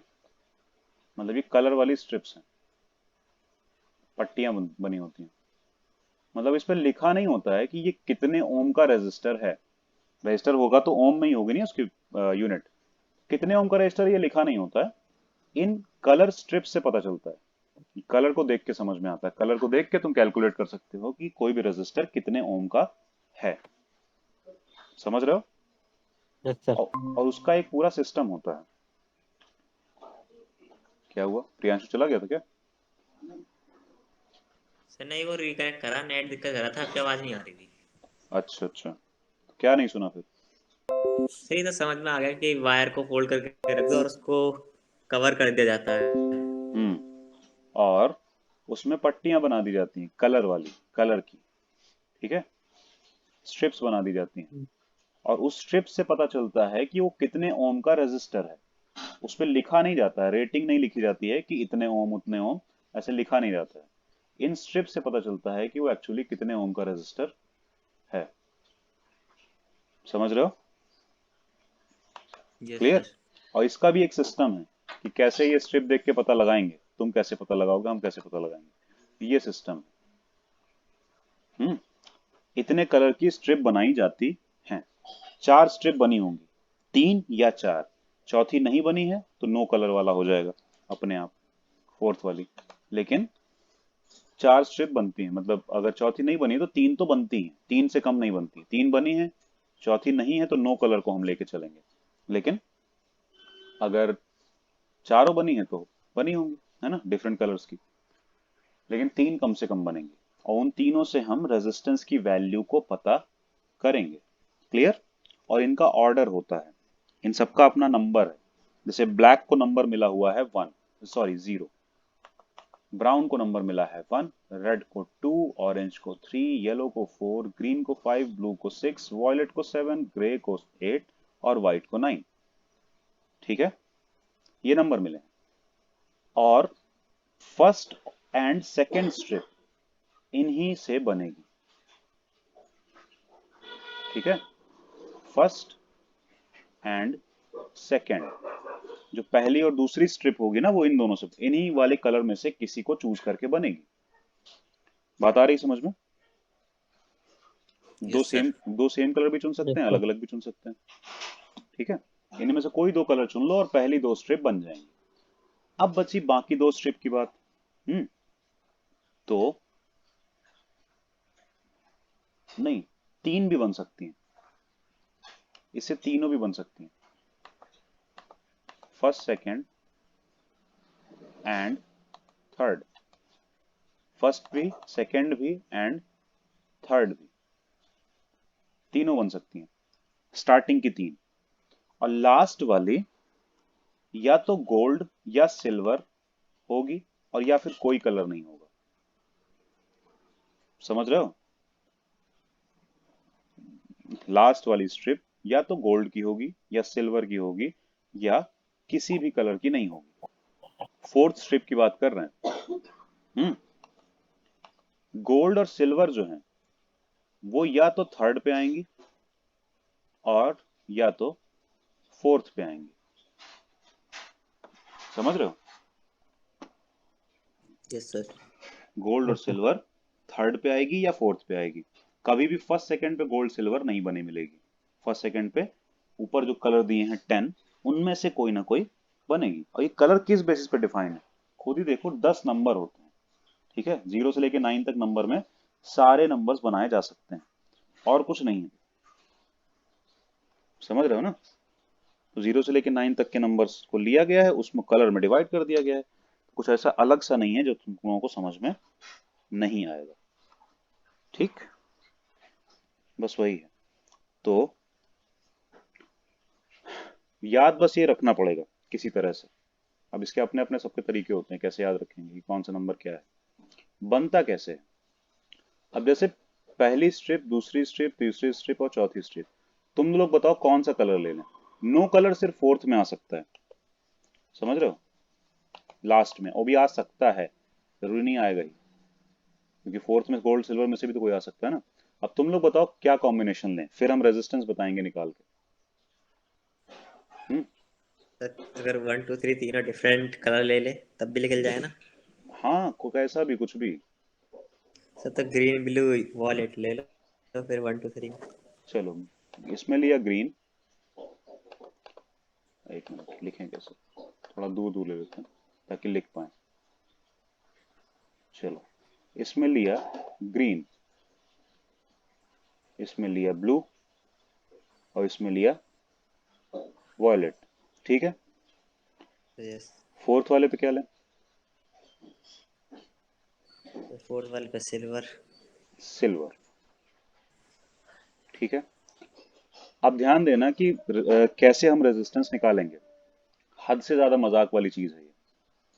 देखो, इसको हम लिखेंगे जैसे वो नहीं लिखते हैं, क्या नाम है, एक्सपोनेंशियल नोटेशंस, यानी कि जैसे 20 × 10⁻⁴ समथिंग ऐसे लिखते हैं, 2 × 10⁻⁴ समथिंग ऐसे लिखते हैं ना, बस वैसे लिखेंगे। समझ रहे हो? मतलब कि फर्स्ट डिजिट बनाएगा ग्रीन यानी कि 1, सेकेंड डिजिट बनाएगा ब्लू यानी कि 2, नंबर की दोनों डिजिट फर्स्ट और सेकेंड वाले उससे बन जाएंगी। 12 आया, सही है। थर्ड वाला जो कलर है वो 10 की पावर के हिसाब से होता है, यानी कि वो 10 की पावर में आएगा, 10⁻³ 3 नहीं, सॉरी, ये गलत लिख दिया हमने। ग्रीन का जो नंबर है वो, ग्रीन का नंबर है 5, तो फर्स्ट डिजिट हो गई 5। ब्लू का नंबर है 6, तो सेकेंड डिजिट हो गई 6, यानी कि रेजिस्टेंस आया 56। इनटू में 10 की कुछ पावर आएगी, तो थर्ड वाली डिजिट है वॉयलेट, यानी कि 10⁻, वॉयलेट का नंबर क्या है 7, तो 10⁻⁷। आया समझ में? और फोर्थ वाला सिल्वर, वो बनाएगा टॉलरेंस। फोर्थ वाला हमेशा टॉलरेंस ही बताता है।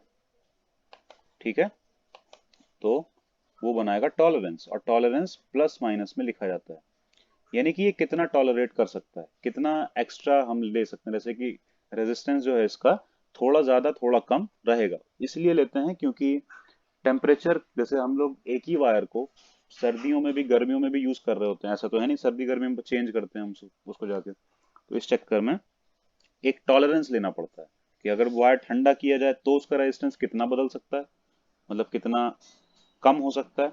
और एक वायर गर्म किया जाए तो उसका रेजिस्टेंस कितना हो सकता है। गर्म का मतलब अलग से ना किया जाए, गर्मियों में जितना टेम्परेचर हो जाता है उस हिसाब से।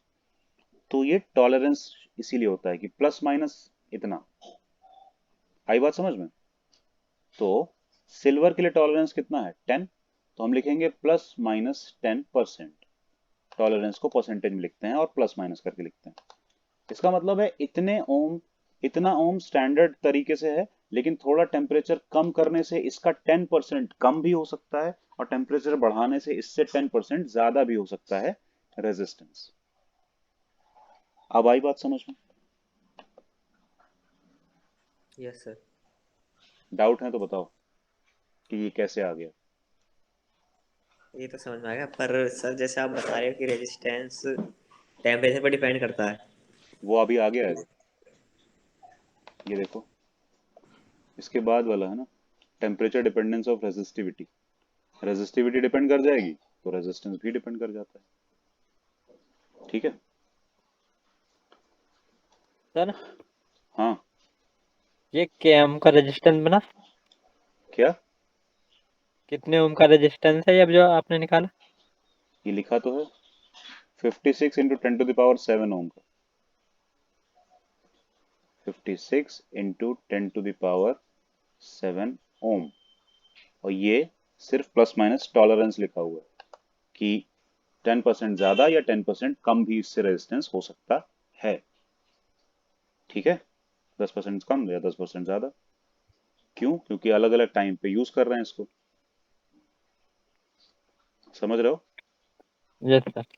ये तो समझ में आ गया ना। 56 × 10⁻⁷ कितना हो जाएगा? 7 जीरो लगा दो और क्या बताएं, है ना? क्लियर?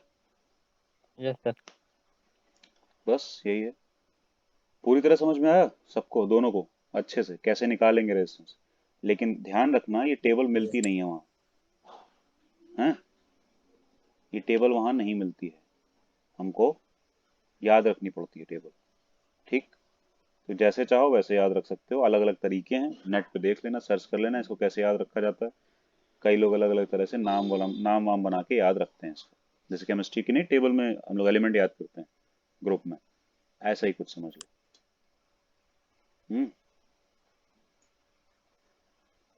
समझ रहे हो? Yes sir. तो वैसे ही निकालेंगे। हाँ। एक एक और कॉम्बिनेशन लो, एक और निकालते हैं। Red orange yellow. Red, orange orange, yellow yellow. ठीक है। और गोल्ड। गोल्ड। तो रेड का नंबर क्या है? सर अगर हम इसको रेड की जगह ब्लैक ले लें। ठीक है। तो ब्लैक का नंबर क्या है? 0। फिर 0। और ऑरेंज का नंबर 3। और डिजिट बन गई 2 इंटू यस। येलो का नंबर 4। तो 10 की पावर में थर्ड वाला हमेशा 10 की पावर में जाता है। 10⁴ येलो का 4 नंबर है ना। और प्लस माइनस गोल्ड का टॉलरेंस कितना है?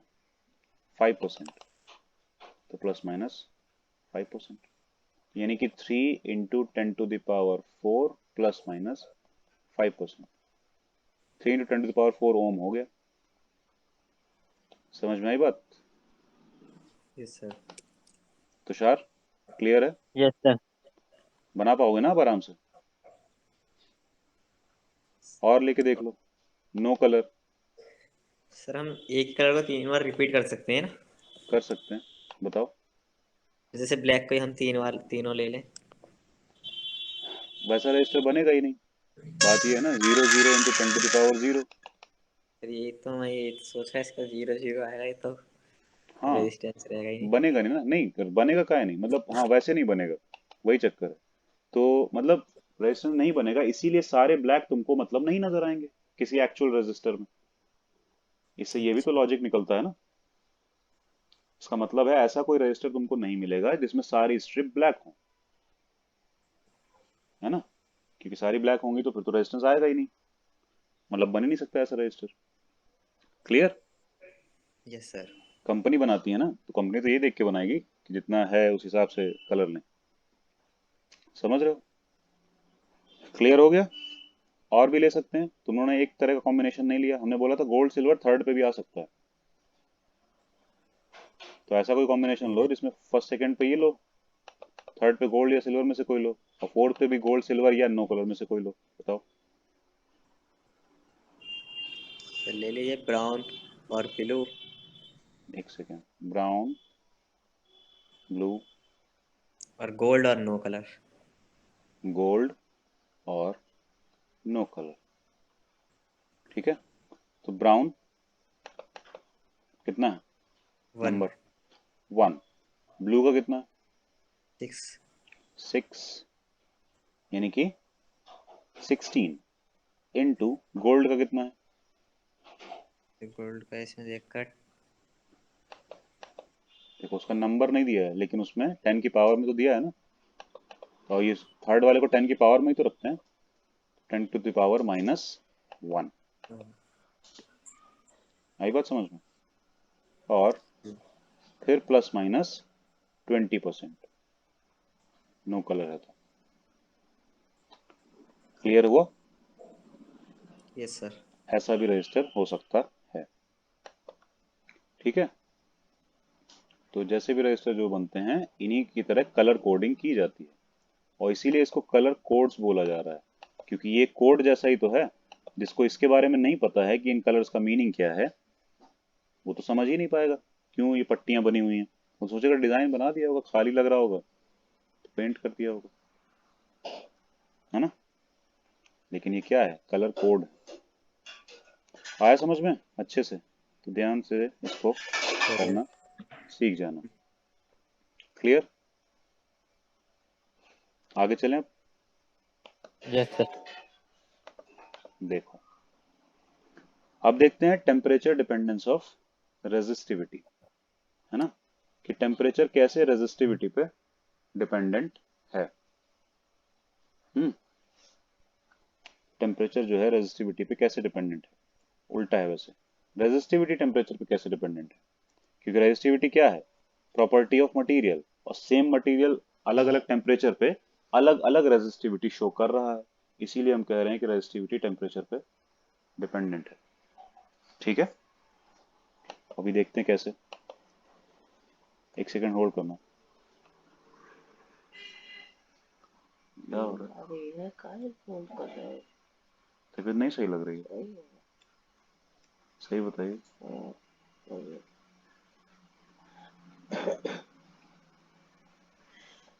नहीं, कितने बजे से आया? बस 15 मिनट और पढ़ें। ठीक है। ठीक है।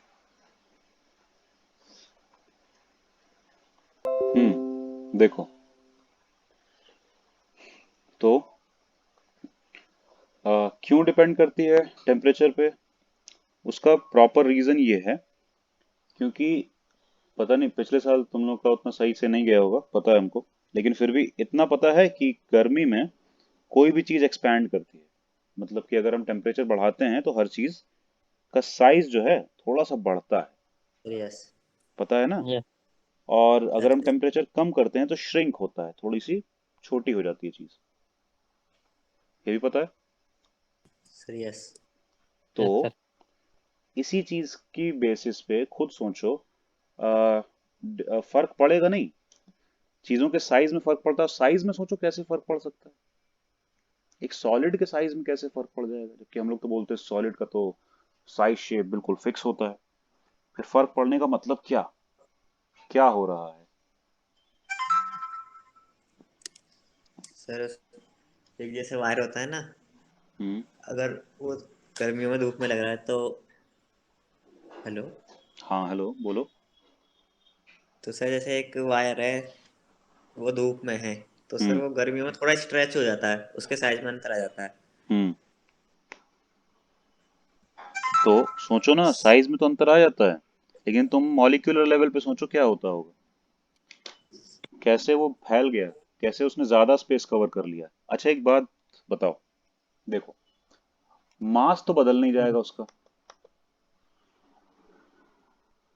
कहीं से आ तो नहीं गया ना वायर पे मास, और ना चला गया, है ना, नो सर। मास नहीं बदलेगा।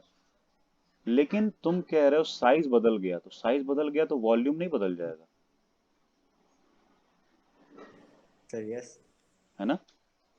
तो अगर वॉल्यूम चेंज हुआ और मास नहीं हुआ, तो डेंसिटी चेंज नहीं हो गई।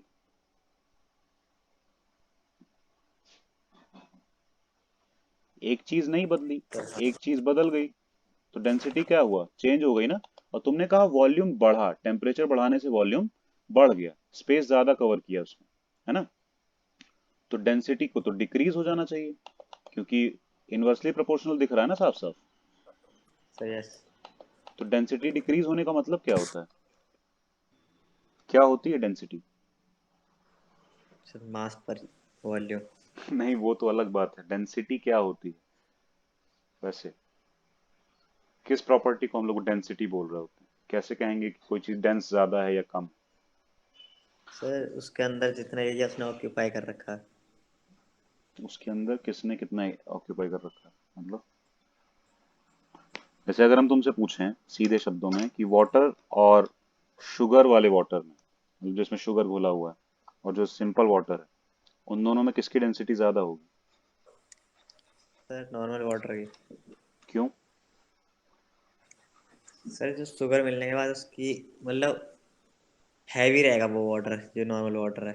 हम्म जैसे सर एक वाटर ले लो, अगर उसमें ऑयल डाल देते हैं तो ऑयल की डेंसिटी कम रहती है, इसलिए वो फ्लोट करने लगता है ऊपर सरफेस पे।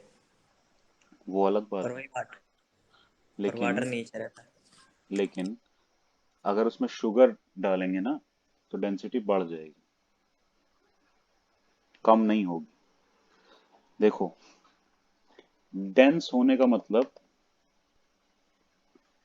क्या होता है पता है? डेंस का मतलब क्या? गलत सर। आसान शब्दों में क्या, क्या लिखा हमने? गाढ़ा। समझ रहे हो? डेंस होने का मतलब यही होता है, ठीक। अब आ रही कुछ बात समझ में? तो ये आए समझ में, वो गाढ़ा हो जाएगा, उसकी डेंसिटी बढ़ बढ़ जाएगी, जाएगी। है ना। हाँ वॉल्यूम सर। ज्यादा कर, वॉल्यूम ज्यादा करने का मतलब क्या, यानी कि सेम चीज है, ज्यादा जगह ले रही है, कम ज्यादा नहीं हुई है, वो चीज कम ज्यादा नहीं हुई है, सेम चीज है, लेकिन जगह ज्यादा ले रही है। और हमने अभी क्यों बोला कि वो उसका वॉल्यूम बढ़ जाएगा, पता है तुम्हें? क्योंकि जब हमने चीनी मिलाई तो पानी का मास बढ़ गया ना, चीनी पानी मिला के मास बढ़ गया, तो डेंसिटी बढ़ गई, है ना।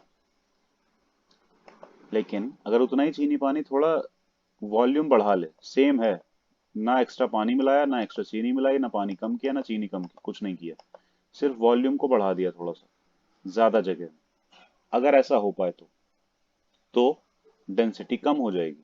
लेकिन उसमें ऐसा नहीं हो पाएगा, क्योंकि उसका एक सिस्टम है, फिक्स है। लेकिन इसमें हो जाएगा, वायर में आराम से हो जाएगा, वायर एक्सपैंड हो जाएगा ना, इतना था थोड़ा ज्यादा लंबा हो गया, है ना, थोड़ा पतला हो गया, तो वॉल्यूम तो बदल गया, समझ रहे हो। तो इसीलिए डेंसिटी भी बदल गई, इसका मतलब उसके मॉलिक्यूल अब दूर दूर हैं, फ्री हैं थोड़ा सा पहले से। क्योंकि तुम इस एक्सट्रीम लेवल पे जाके देखो तो बात समझ में आएगी कि सॉलिड को हीट करते ही जाएं, करते ही जाएं, करते ही जाएं, तो क्या बन जाएगा, लिक्विड बनेगा ना। हर चीज जो सॉलिड है, अगर उसको हीट करते ही जाएं, तो कोई चीज जल्दी, यस। कोई चीज लेट में, अल्टीमेटली क्या बनेगी, लिक्विड। उसको भी करते जाएं तो क्या बनेगी, गैस। और इन तीनों यस। में और इन तीनों में फर्क क्या है, इसके मॉलिक्यूल क्लोज होते हैं, बहुत पास पास होते हैं, है ना। यस टाइटली पैक भी होते हैं थोड़े। हाँ, टाइटली पैक्ड होते हैं, बगल बगल में होते हैं, बीच में जगह कम होती है। इसके मॉलिक्यूल इसके मुकाबले थोड़े लिटिल से डिस्टेंस। फ्री, हाँ, लिटिल फ्री बोलेंगे, है ना, थोड़ा सा फ्री होते हैं। और इसके बिल्कुल फ्री होते हैं, गैस के। तो खुद बताओ, अगर एक मटेरियल के मॉलिक्यूल लेवल तक पे चेंज आ जाए, इधर उधर हो जाए, दूर हो जाए, पास हो जाए, तो क्या उसकी रेजिस्टिविटी नहीं बदलेगी? जैसे वो रेजिस्ट कर रहा है, वो सब बातें बदलेंगी नहीं? यस। कॉमन सी बात है ना? यही मतलब है। हर तरीके से साफ समझा जा सकता है कि जब मॉलिक्यूलर लेवल पे इतना चेंज आ रहा है तो सारी प्रॉपर्टीज बदल जाएंगी। रेजिस्टिविटी तो छोड़ो, डक्टिलिटी बदल जाएगी, मेलिबिलिटी बदल जाएगी, सब कुछ बदल जाएगा। जो जो प्रॉपर्टी, स्ट्रेंथ बदल जाएगी। स्ट्रेंथ सॉलिड के लिक्विड से ज्यादा होती है ना, स्ट्रेंथ भी तो बदल गई, कम हो गए, है ना? वही मतलब है। ठीक, रेजिस्टिविटी चेंज इस वजह से हो जाती है। समझ रहे हो? टेम्परेचर डिपेंडेंस तो साफ साफ दिख गया, लेकिन कैसे डिपेंडेंट होता है एग्जैक्टली कैसे, यानी कि कितना टेम्परेचर चेंज करने पे कितनी रेजिस्टिविटी का चेंज आएगा, वो दिखाया गया, वो निकाला गया इस फॉर्मूले से। एक्सपेरिमेंट्स हुए, कई सारी बातें हुई, कुछ टर्म इंट्रोड्यूस करवाए गए और ये चीज फाइनली पता चली। आई बात समझ में? ये फॉर्मूला आया, क्या है formula? Rho T, rho T is equal to rho naught into 1 plus alpha T minus T naught. ये कुछ ऐसा है कि rho T is equal to rho naught 1 plus alpha T minus T naught. बात आई समझ में? ये है, ये है चेंज वाली रेजिस्टिविटी, यानी कि अब जो हो गई है टी टेम्परेचर पे, और ये है टी नॉट टेम्परेचर पे जो रेजिस्टिविटी थी। तो ये फॉर्मूला यही बता रहा है कि कितना चेंज आया है रेजिस्टिविटी का। समझ रहे हो?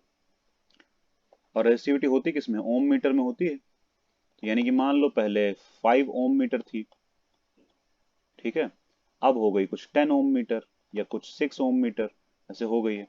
तो टेम्परेचर चेंज करने से रेजिस्टिविटी में कुछ चेंज ऐसे करके आ जाएगा। समझ में आ रही बात? यानी कि पहले वाला टेम्परेचर लिया गया टी नॉट, एक तरह से बोलो स्टैंडर्ड टेम्परेचर है, लेकिन जरूरी नहीं है स्टैंडर्ड ही हो, डिपेंड करता है। अगर यहाँ पे 0 डिग्री वाला टेम्परेचर लिया गया है तो रेजिस्टिविटी भी 0 डिग्री वाली ही आएगी। यहाँ पे अगर 25 डिग्री सेल्सियस वाला टेम्परेचर लिया गया है तो यहाँ पे जो रो नॉट आएगा वो 25 डिग्री सेल्सियस पे जितना रो नॉट है वो आएगा। आई बात समझ में? हम्म। और ये जो टेम्परेचर बाद का लिया गया है, बाद में जितना हमको करना है, जैसे हमको टेम्परेचर 25 डिग्री सेल्सियस से मान लो 70 डिग्री सेल्सियस तक ले जाना है, तो 70 डिग्री सेल्सियस पे चेक करना है कि कितनी होगी रेजिस्टिविटी। ठीक है, कितनी होगी रेजिस्टिविटी, ये चेक करना है हमको 70 डिग्री सेल्सियस पे। तो हम यही फॉर्मूला लगा के चेक कर सकते हैं। आ रही बात समझ में? 25 डिग्री सेल्सियस पे बस हमको मिल जाए रेजिस्टिविटी, ये पता होनी चाहिए। ठीक, और सब निकल आएगा। अब ये क्या है? ये एक नई क्वांटिटी है। क्या है ये है टेम्परेचर कोएफिशिएंट।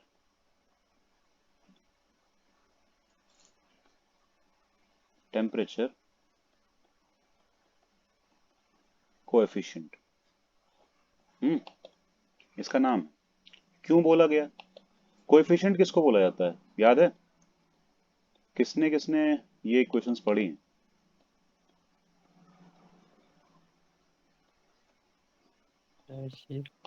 क्या है ये? कौन सी इक्वेशन है? Coefficient sir. नहीं, ये इक्वेशन कौन सी है? क्वाड्रेटिक है ना? Yes sir. हम्म। और ये क्या है? ए क्या है? और बी क्या है? और सी क्या है? Sir coefficient. ए भी कोएफिशिएंट है, लेकिन कोई कुछ अलग से नाम है क्या उसका, ए का? किसका कोएफिशिएंट? सर एक्स एक्स का स्क्वायर। Coefficient sir. किसका? एक्स स्क्वायर का कोफिशिएंट। हाँ, ए है एक्स स्क्वायर का कोएफिशिएंट, है ना? बी किसका कोएफिशिएंट है? सर एक्स का। एक्स का। सी कांस्टेंट है। सर तो कांस्टेंट है वो। तो अगर एक्स स्क्वायर के साथ जो नंबर मल्टीप्लाई है वो एक्स स्क्वायर का कोएफिशिएंट है, तो उसी तरह अगर टेम्परेचर के साथ कोई नंबर मल्टीप्लाई है तो वो टेम्परेचर कोएफिशिएंट हुआ ना। हम्म, बताओ।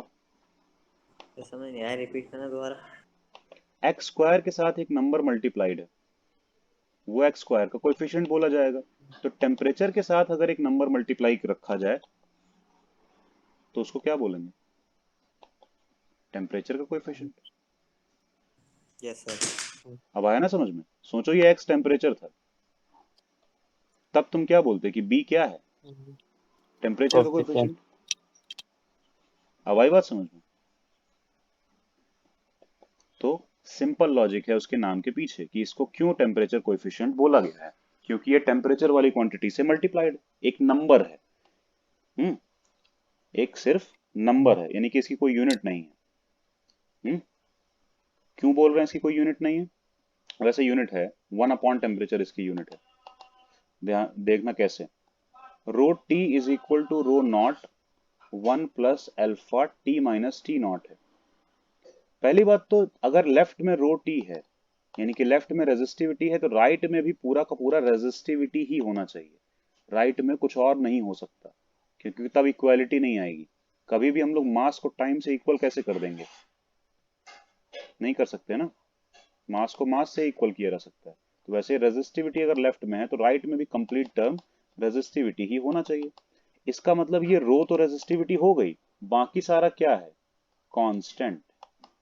बाकी सब में कोई यूनिट यूनिट नहीं आनी चाहिए।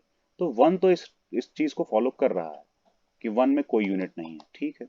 लेकिन ये अल्फा और टी माइनस टी नॉट में अगर कोई यूनिट नहीं है, नो यूनिट, तो फिर वो कैसे पॉसिबल है? क्योंकि टेम्परेचर की तो यूनिट होती है, तो फिर कैसे पॉसिबल है कि यूनिट ना हो? तब पॉसिबल है जब अल्फा की यूनिट टेम्परेचर के इनवर्स वाली हो जाए, यानी कि अल्फा की यूनिट हो जाए 1 अपॉन डिग्री सेल्सियस, और टेम्परेचर की तो है डिग्री सेल्सियस, तो कैंसिल होके नो यूनिट बचेगी। कुछ आया समझ यस में? सर। है ना? ऐसे देख सकते हो, या फिर एक काम और किया जा सकता है, rho T divide by rho not. इसको हम ले गए लेफ्ट साइड में डिवाइड में, क्योंकि इस पूरे के ब्रैकेट में मल्टीप्लाई है रो नॉट, तो हम लेफ्ट में ले जाएंगे तो डिवाइड में जाएगा। इधर क्या बचा? 1 plus alpha T minus T not. अब ये 1 प्लस है, उसको भी हम उधर ले जाएं तो माइनस का 1 आ जाएगा। सही है ना? और अब alpha into T minus T not बचा। हमको अल्फा निकालना है, तो इसको ब्रैकेट में ले लिया, और ये टी माइनस टी नॉट भी जो इधर मल्टीप्लाई है उधर ले गए डिवाइड में, टी माइनस टी नॉट। अब देखो किसका फॉर्मूला आ गया? टेम्परेचर कोएफिशिएंट का। तो जब इसका फॉर्मूला आ गया तो इसकी यूनिट भी तो निकाली जा सकती है ना। ध्यान दो, इसको हम ले लेंगे एलसीएम। ये यहाँ पे 1 की जगह आने लगेगा रो नॉट आएगा। Rho T upon rho not है, -1 लिखा है। अगर हमने एलसीएम ले लिया तो क्या आएगा? नीचे रो नॉट, यहाँ rho T minus rho not. Clear है? तो आएगा rho T minus rho not upon rho not. ये आ गया। अगर ये आ गया तो ऊपर भी रेजिस्टिविटी, नीचे भी रेजिस्टिविटी, यूनिट तो कैंसिल हो जाएगी। देखो ना यहाँ पे, ऊपर भी रेजिस्टिविटी नीचे भी रेजिस्टिविटी, यूनिट कैंसिल। इसमें क्या यूनिट बचेगी? 1 की तो कोई यूनिट है नहीं, टेम्परेचर की क्या है? डिग्री सेल्सियस, है ना? लेकिन वो तो डिवाइड में है ना, तो अल्फा की यूनिट क्या हो जानी चाहिए? 1 अपॉन डिग्री सेल्सियस, या फिर बोल सकते हो डिग्री सेल्सियस इनवर्स। बात आई समझ में? Priyanshu, Tushar? Yes sir. Yes sir. ठीक है, चलो अब आगे चलें। ये साफ समझ में आ गया, डिग्री सेल्सियस इनवर्स हो जाएगी या फिर केल्विन इनवर्स हो जाएगी। एक्चुअली केल्विन इनवर्स तब होगी जब ऐसा यूनिट में रखेंगे। ठीक है, चलो एक चीज और है। ये तुम लोगों को पढ़ना है। ये देखो, यहाँ ध्यान दो आराम से। रेजिस्टिविटी चेंज कैसे हो रही है अलग अलग तरह की चीजों की। ये देखो, ये किसकी रेजिस्टिविटी बनी है? नाइक्रोम की। अभी हमने नाइक्रोम देखा था ना, वही नाइक्रोम की रेजिस्टिविटी। ठीक, वो कैसा है, स्ट्रेट लाइन है। लेकिन और चीजों की रेजिस्टिविटी थोड़ा अलग तरह से चेंज हो रही है। Temperature dependence of resistivity of typical semiconductor, देखो ये सेमीकंडक्टर की रेजिस्टिविटी दी है, ये नाइक्रोम वायर की रेजिस्टिविटी का ग्राफ है, और ये एक सुपर कंडक्टर की रेजिस्टिविटी का ग्राफ है, यानी कि कॉपर का। कॉपर सुपर कंडक्टर कब से हो गया, हो जाता है जब उसका टेम्परेचर बहुत कम कर दिया जाए तो।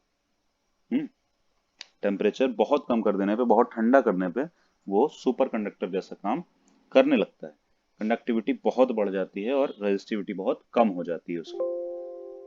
समझ रहे हो, क्लियर है ना। तो ये चीज एक बार तुम लोग समझना, अगर नहीं आती है तो हम बताएंगे फिर। ठीक है, इसकी स्ट्रेट में सीधे बढ़ती जाती है, स्ट्रेट लाइन की तरह। इसमें क्या है कि पहले बहुत देर तक नहीं बढ़ती है, फिर अचानक से राइज करती है रेजिस्टिविटी टेम्परेचर के साथ, और इसमें क्या है, टेम्परेचर के साथ रेजिस्टिविटी कम हो जाती है बल्कि।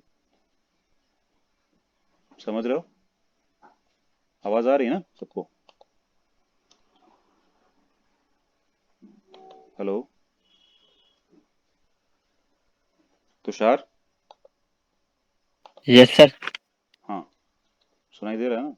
देखो, तो सेमीकंडक्टर में क्या है, टेम्परेचर बढ़ाने पे रेजिस्टिविटी डिक्रीज होती है। नॉर्मल कंडक्टर में क्या है, टेम्परेचर बढ़ाने पे रेजिस्टिविटी लीनियरली इंक्रीज होती है, स्ट्रेट लाइन फंक्शन। और सुपर कंडक्टर में, यानी कि टेम्परेचर बहुत कम वाले में, देखो ये 0 डिग्री 0 केल्विन बहुत कम टेम्परेचर हुआ, यानी कि एब्सोल्यूट जीरो टेम्परेचर हुआ, 0 केल्विन, क्योंकि 273 केल्विन 0 डिग्री सेल्सियस होता है, यानी कि काफी ठंडा है ये। 0 डिग्री सेल्सियस काफी ठंडा होता है ना, तो सोचो अगर केल्विन और कम कर दिया जाए, 5 केल्विन 50 केल्विन, तो ये तो बहुत ही ठंडा हो गया। ये तो हो गया लगभग -268 डिग्री सेल्सियस, -268 डिग्री सेल्सियस, बहुत ठंडा। तो उस टाइम पे ऐसा बिहेव करता है कॉपर। ठीक है, अचानक राइज करता है, लेकिन उससे पहले क्या होती है, कंडक्टिविटी बढ़ती जाती है, रेजिस्टिविटी डिक्रीज होती रहती है। अगर हम ठंडा करते जाएं तो देखो लगभग जीरो होने लगी रेजिस्टिविटी, इसीलिए हम इसको इस टाइम पे बोलते हैं सुपर कंडक्टर जैसा बिहेव करता है। ये इसका सिस्टम है। और रेजिस्टिविटी की वैल्यू क्या आ सकती है, और मतलब और कहाँ से आ सकती है। रेजिस्टिविटी होता है 1/कंडक्टिविटी, और कंडक्टिविटी की वैल्यू तुम लोगों को पता है, Ne²/m × टाउ। और टाउ यहाँ पे नीचे आएगा क्योंकि नीचे है कंडक्टिविटी। तो रो की क्या वैल्यू आई, m/Ne²टाउ, क्योंकि सिग्मा की क्या वैल्यू आई थी, कंडक्टिविटी की वैल्यू याद है ना, पीछे निकाल चुके हैं हम लोग, Ne²टाउ/m। तो इसीलिए रेजिस्टिविटी की वैल्यू ये आ जाएगी। क्लियर, तो बस यही है, खत्म। हम्म, आज यहीं तक देखेंगे हम लोग, और इलेक्ट्रिकल एनर्जी और पावर हम लोग नेक्स्ट टर्न पे देखेंगे। चलो, कुछ पूछना है प्रियांशु, तुषार। No sir. खत्म करें क्लास। हम्म, चलो ठीक है।